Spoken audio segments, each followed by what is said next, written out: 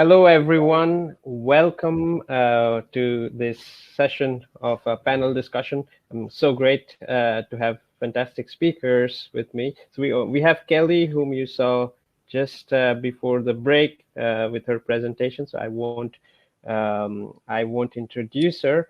Let me introduce you to the other speakers. So Andreas Norlin. Andreas has more than 20 years in research, preclinical and clinical development from academia, biotech, and big pharma.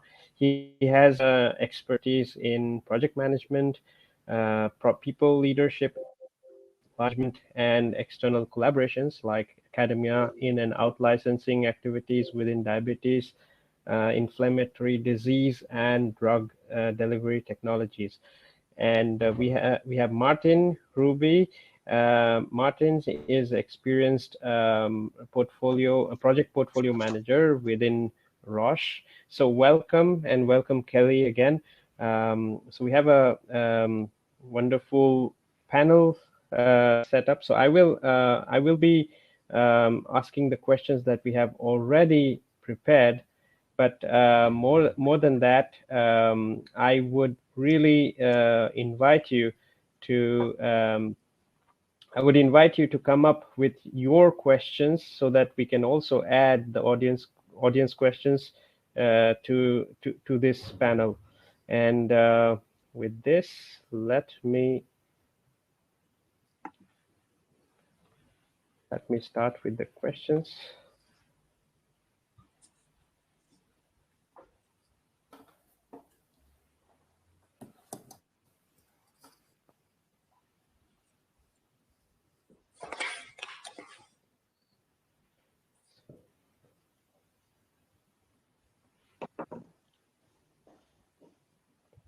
Just a moment, I had just mixed up my questions.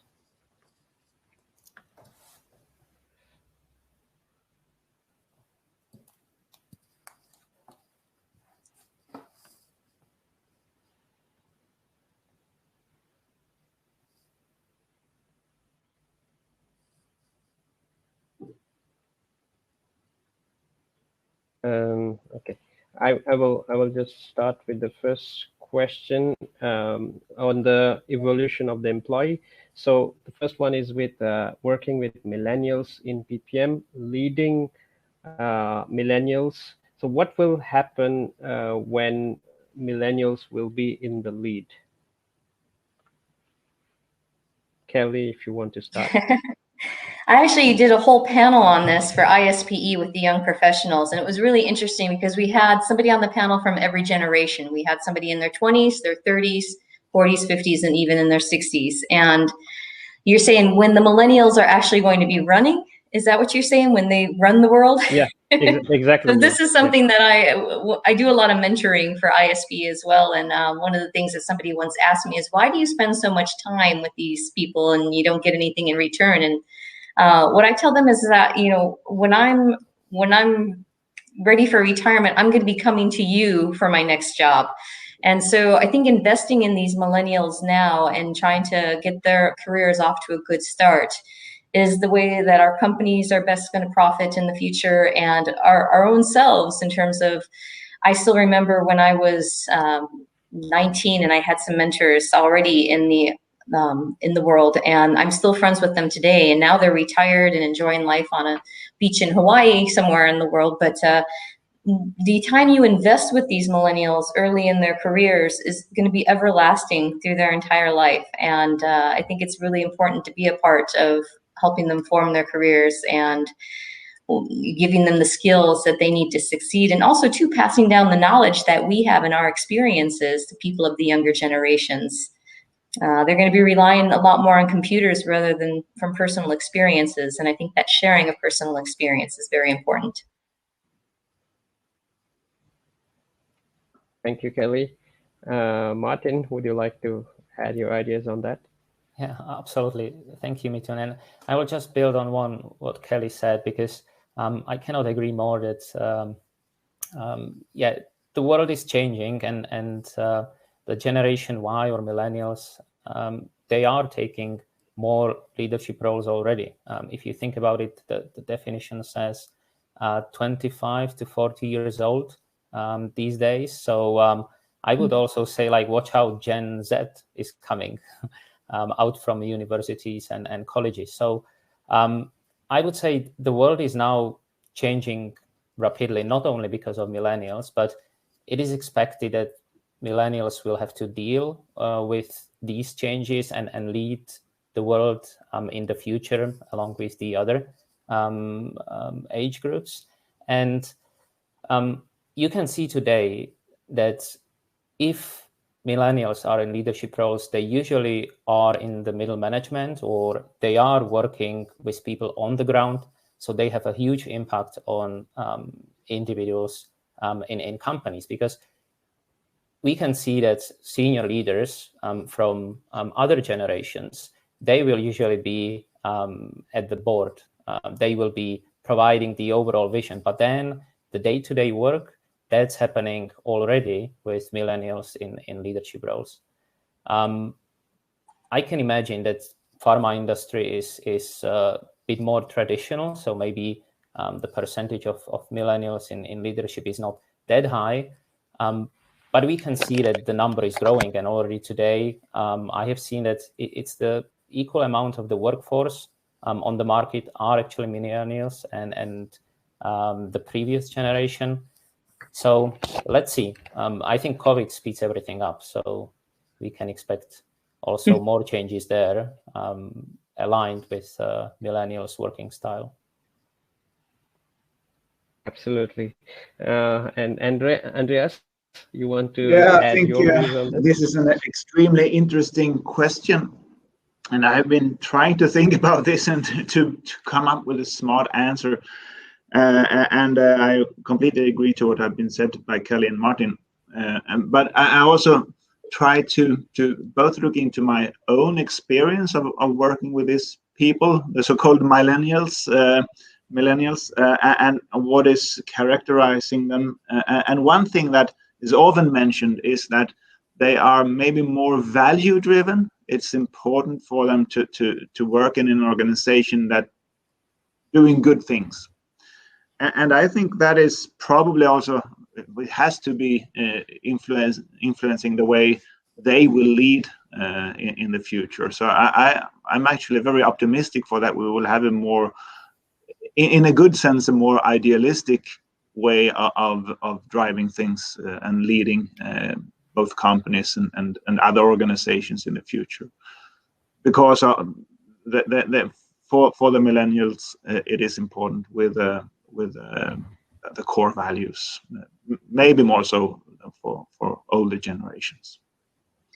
Yeah, I'd just like to add, in terms of the portfolio management side of things, when you're only getting information from the leaders of the team, like for instance, I might have a project manager reporting into the portfolio and giving me green, green, green on everything.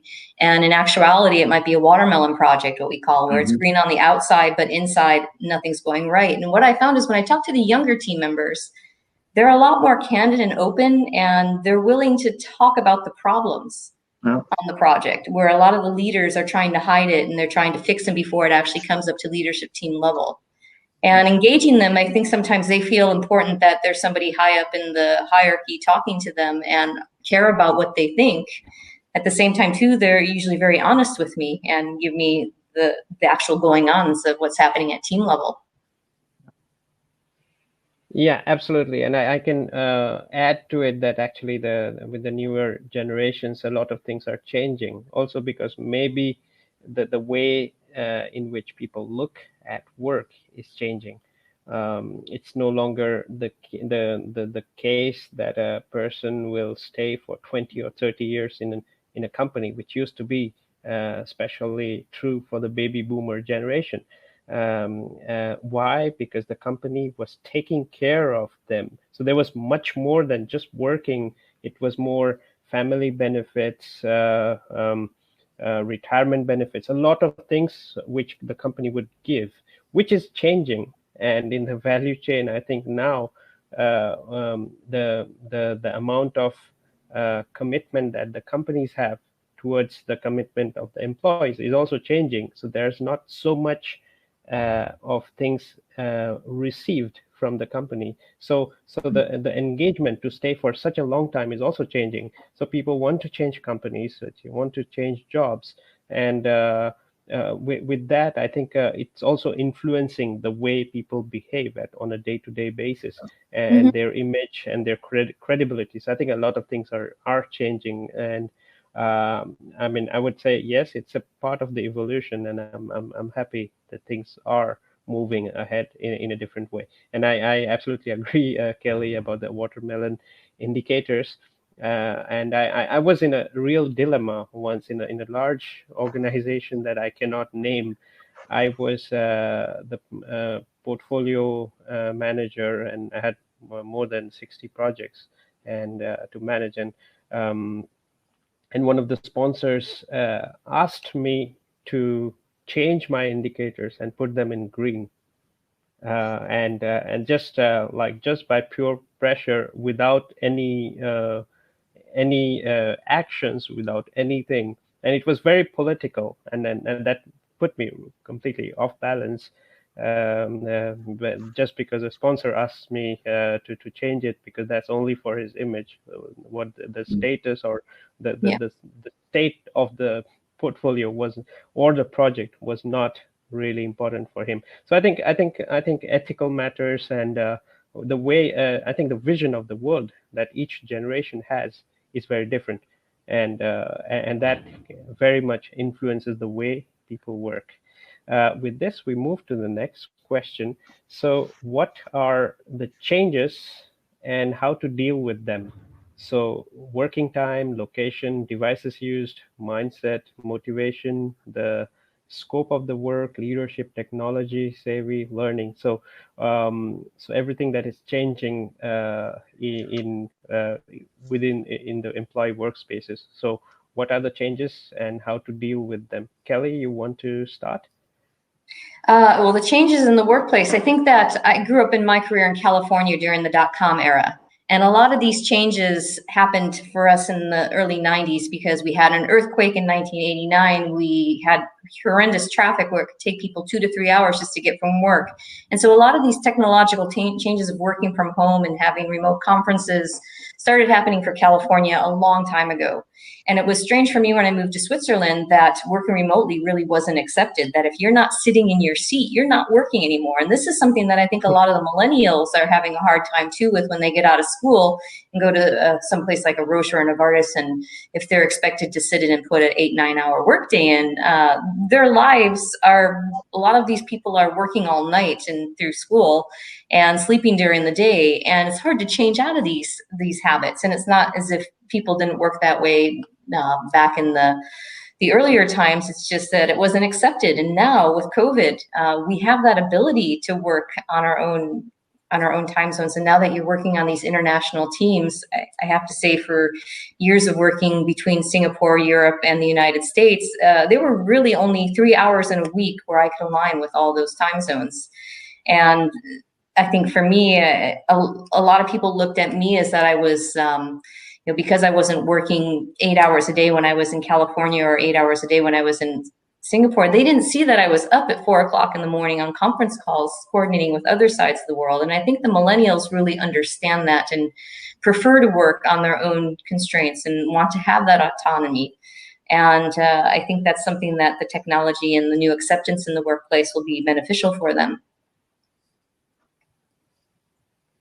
Absolutely. And thanks for sharing this, Kelly. Martin, would you like to add your ideas to this? Yeah, sure, Mitten. Yeah, I would just add that the change is accelerating in the past year, and we see this change, a rapid change in the ways of working. And I see it actually beneficial because the potential digital skills gap seems to be closing, because everybody is now forced to work in a digital environment, at least if we consider ourselves and our audience working in a knowledge-based economy. Working from anywhere, again, in the past, there might be more differences between generations. Now it seems everybody has to work virtually, and then nobody asks except tax authorities from where do you work. And as well, the continuous learning, this is also necessary for all. You mentioned it already that people used to stay in job for their lifetime. Now there is a tendency to take more and shorter assignments, not necessarily within the one company, which encourages people to maintain their knowledge and skills and make sure that they are still relevant. So I actually think that from a generational perspective, generations come closer, but the change in working habits and ways of working is rapid. So many things that Kelly spoke about last year and in a presentation before, we are actually in the middle of living them and transforming towards those visions. And the question is like, what will be the next in the next 10 years? Absolutely. Absolutely, Martin. And Andreas, would you like to share your thoughts on this? Well, I think most have been said, but maybe to connect to what Martin said here at the end, that one concern that one might have when it comes to the way of working and the work habits is, at least me, maybe I'm getting too old, but when you have this more flexible approach and you are not very loyal to one company for your whole life, and you are always prepared to move on. I think, well, I'm wondering, so maybe it's more of a question to you and everybody else, that can this have a negative effect on the way you build your competencies?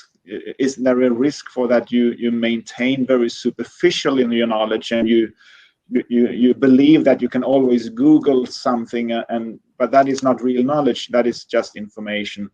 So that is something that I wouldn't say I have deep dived in it, but there is at least a question I have thought about once in a while, and so that might be on the negative side here. Otherwise, I think we can see, as you just mentioned, that now is the big transformation going from the office-based work, and now we are more remote and more flexible, not only millennials, but all of us, due to this pandemic situation in the world, which is a good thing, I think. Yeah, but the sharing of information, you hit it on the head in terms of you might leave a company, but it doesn't mean you need to leave the company network. And so I think back to when I was an architect, that architect actually became my architect when I was managing projects for Genentech later in my life. I mean, it took 10 years, but you never know where you're going to see your team members again in the future. And you're seeing, because people are changing companies so rapidly, you're seeing people in different roles around the projects, and somebody might be your owner one day and they might be the subject matter expert on another project the next day, and there's a lot more flexibility in the roles. And I think it's very important that people keep up these relationships and that they don't burn bridges, and you can continue your learning process. I think learning is going to go away from the company of training employees to people having to get that on their own. And so how do you motivate millennials to actually seek out that training and getting it on their own? That's absolutely agree. So if I may ask a follow-up question to that, traditionally, at least in the past, you have trained, as you said, within the company. The company has sent their employees to training courses, and that can be quite costly. But if you are moving the responsibility to each individual, it may be not possible to do that, and for the company, it will not be. The willingness to invest in the employees may decrease if you know that they will move on and so on. But maybe that is also an exaggerated risk that I see there. But what do you think? Yeah, just to build on those several very relevant points. One is the nobody really wants a job hopping, so it depends on the life cycle of the career in a company and in job. It can be years, it can be decades, but today we tend to speak about years. But I think that the personal accountability for staying relevant is really critical. In the past, what I have heard is, the company usually took care of about upskilling their people and making sure that they are specialists in the work that they do. These days, with all the information being available, universities having all their knowledge tutorials available online. You can build that theoretical knowledge, and then you have your job and your role to apply it in practice. So I think that it has to be a combination of both, but I don't believe that it's changing so fast that a knowledge that you had 5 years ago might not be relevant anymore. And especially in those emerging industries, in data sciences, yeah, you have your coding knowledge. That's a basic, but then the evolution goes so fast that you will use different languages in 2 years, in 5 years, that suit your needs. And I believe it is now individuals' accountability to stay relevant. Yeah. It's just like health. Health, it's your responsibility. Nobody's going to force you to eat the right foods and to take care of yourself. It's up to you. And yeah, you can get to the end and not have, you have cancer or whatever. But it's the same with your brain. If you're not exercising your brain on a regular basis, you can too become redundant and end up in a place where you can't find a job. And especially with technology changing, you have to be flexible and be able to keep up with the times and learn things new constantly. And if you're not learning, you're not living. Yeah. Very good points. Thank you.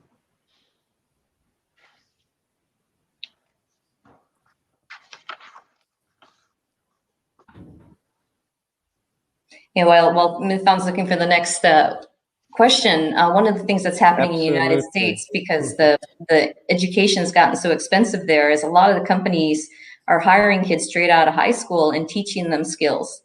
And in order for them to go through the training program of, say, 2 years, 3 years, they're guaranteed a job for 2 to 3 years after they actually when you are learning, actually you are creating new neural networks. You are actually completely you are increasing your.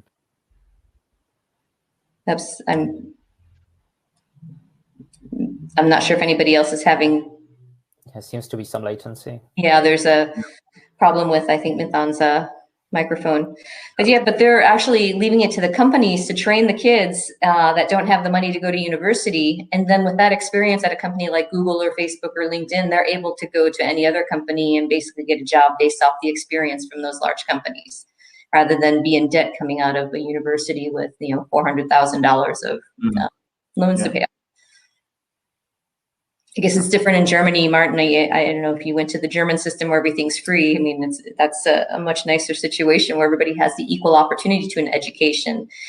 And what Max Tegmark talks about in his book, Life 3.0, is that everybody will have an opportunity for an education online. And they already do right now. I mean, you can go on YouTube and find out anything about anything right now.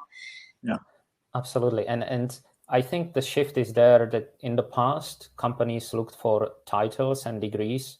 Now it's changing that companies more look for skills and capabilities.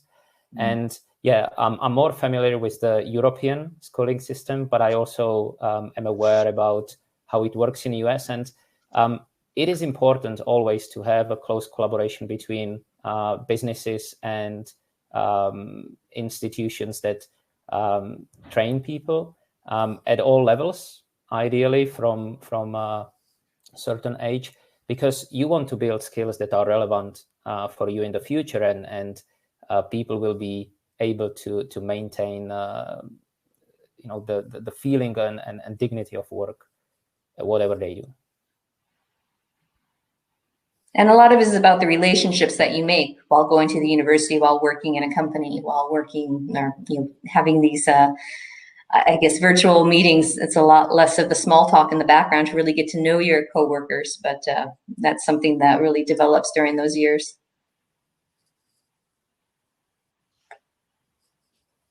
Mithon, are you back? Can we hear you?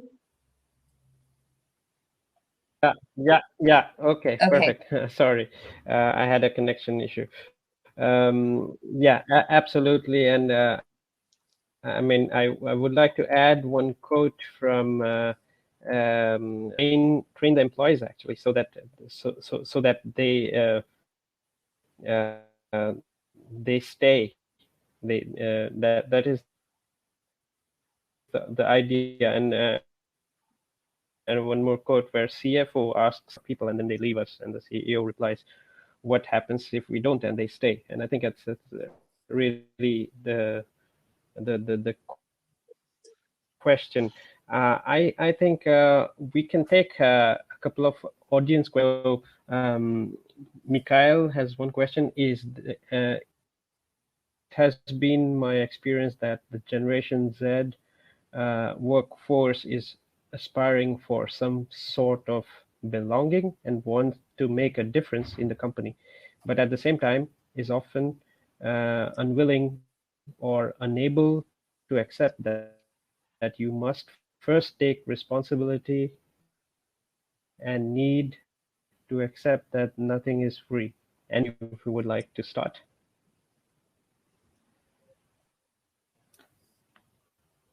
Ethan, did you mention my name to start? I guess, yeah, let me start. First of all, I think that... Go ahead, Martin, because I didn't hear the question. If you heard the question, go ahead and answer. Yeah, there seems to be a latency again. So yeah, Gen Z and Gen Y, and I would say all generations in general are probably motivated by similar things, like sense of purpose, mastery, autonomy. We have seen it in a bestseller author, Daniel Pink, about 10 years ago.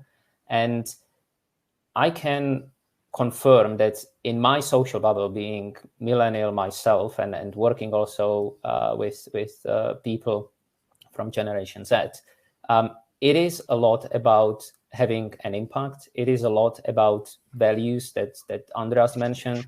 It is about the company brand and the reputation. And I think that accepting the responsibility and accountability for our actions comes with the job. This is something what people have to learn in practical life. And it also should be enabled by a culture celebrating failure, for example, where people are allowed to take the accountability. So they are really empowered to take that and then fail. But it doesn't mean that necessarily they fail forever, but they learn from it and they continue. And this is how they build their responsibility and accountability. Because if we say to any generation all the time what you have to do, the traditional command and control environment, people will not feel that personal accountability and responsibility. It will be very difficult to build it in any generation. And I can imagine that in the younger generations, it's probably more maximized than in the others. Yeah, I want to add on something you said. The teams that I've been on where the work was the hardest and we suffered together as a team trying to solve problems or had issues thrown at us that were out of our control, those are the relationships in my career that were the strongest. Mm-hmm. Yeah. Well, I think I've also heard this rumor about the millennials not being willing to take responsibility. But that is not at all my experience when I have worked. I mean, and everybody understand that there is a certain level of responsibility if you also want to have an impact. It comes without saying. And I have only good experiences. I've heard about one person that my wife met that refused to take responsibility. This person said, "No, I'm not taking responsibility, but I want to have some impact." So that's the only case I've heard, but otherwise, I think, it's not an issue. Yeah, and I would just add, I think it's a cross-generational topic. Maybe we hear it more from the younger generations because, as Kelly mentioned, there is a certain level of transparency, willing to share feedback, being the voice and sharing opinions. But I think this can be applied to everybody. Yeah. Mm-hmm. Absolutely. Great. We had also the next two prepared questions, but I know, Kelly, you have answered it partially, but if you would still want to share anything on that, the two questions are: how will the future workspace look like? And will people work together or from separate locations? I think that the technology is there, and even if you're working, whether it's two physicians working together on opposite sides of the world using a video wall where you can actually see the patient and see the actual environment that they're working in. Right now, we're all working on these laptops where we're seeing maybe our background. We have the ability to change our backgrounds, but we have the technology to work anywhere, anytime, and it's even going to get easier as the glasses come about and the projections. Some of the movies show that there's going to be a watch that you wear, and your computer screen is actually going to project onto your forearm, and you're going to be able to control things through there. Others, it's like a nail polish that you wear that's going to have the sensor for you to be able to have this projection on a wall or in just the space in front of you to be able to navigate through your boards. The workspace is going to get more flexible. I have to admit, I've worked days from the ski slopes in between on the gondolas to be able to have 20 minutes to catch up on my emails and make my calls, and then I'm out skiing, and I could do a 6-hour work day and still get a full day of skiing in. But you do have that ability, and I think millennials too, they like that flexibility to be able to have that work-life balance. Yeah. You also nicely covered it in the previous presentation, Kelly. So I will just quickly add a few things. Probably in the near future, and knowing that from my environment, it will be still a combination of digital workspace and on-site workspace, because I hear so many people who are missing the social interaction, social contact, and they just want to come and meet and have a coffee, not a virtual coffee. On the other hand, I completely agree that the digital workspace and the platforms, it will be more towards the self-service, where you pull the information that is readily available. You will collaborate virtually, online. Algorithms will be helping you. You also mentioned that to find the relevant information relevant for you. We can see it in Facebook. We can see it in many online shops. But that's already happening or being implemented in a normal business life as well. Mm-hmm. Great. Andreas, if you want to add something to that. Yeah, well, I think it's difficult. It's well covered. But just to emphasize, I think the social in real life interaction is important. And of course, the better the technology becomes, the easier it will be to actually work remotely in a almost in real life experience. Yeah. But you can never have a coffee with a person online, regardless of how good the technology is. So I think that will still be important, but we will become better at working with it. Maybe with the holograms and everything. Yeah, maybe. I want to add something here, because one thing that we haven't talked about at all in the session is the power of the podcast. All my millennial friends and Gen Yers, like people that are younger than me, that are my friends, are addicted to podcasts, including my niece and nephew. And I just got into this, and I think especially during COVID, the people on the podcast have become like my extended friends in a way. And it's really bizarre, but I'm learning things just listening to the podcast. So can you even, I think even people sometimes too learn from just being a fly on the wall or not really participating in the meeting, but hearing the meeting go on. Can you take those high level meetings that only have maybe the top 10 directors of your company and put them out into an audio or even an AV meeting so that everybody in the company can actually participate? Of course, there are going to be things that are going to be secretive or that they don't want to roll out, but they can be produced behind the scenes, and you can give everybody in the corporation an executive level view of what's going on in the company without them actually having to listen to a training session or something to that. It's like, hey, if you're interested, you can stream this and listen to the decisions that are being made. And I think for me, it's been a little bit of a lack of that, being able to see friends and family that I've gotten into doing long walks and listening to these podcasts. But it's something that the millennials are really adopting. Great. We are already we are already running a bit over time, but I just wanted to quickly mention the other questions that we had, but I think we have already answered it. How do you manage the change of working habits? So I think this one, will working hours changed? So I think we did talk about it. how do you promote work-life balance? So Kelly, you already mentioned a few ideas about it. So I think how do you manage the change of working habits? I think if you want to share something on that. Yeah, let me start it. I think that changing the working habits is the biggest challenge itself. The changing people's mindset and the ways of working. That's at the core of any enterprise transformation. In the past, in my previous company, I heard about so-called success syndrome, where during transformation, some companies look inside, but the world around them changes, and people have to understand that today every single process in the company is built to gear against the old strategy. And you think of compensation, like rewarding people, decision making, information and talent flow. And so it is so important to look outside and change those processes. And for example, what behaviors and what working habits do you reward?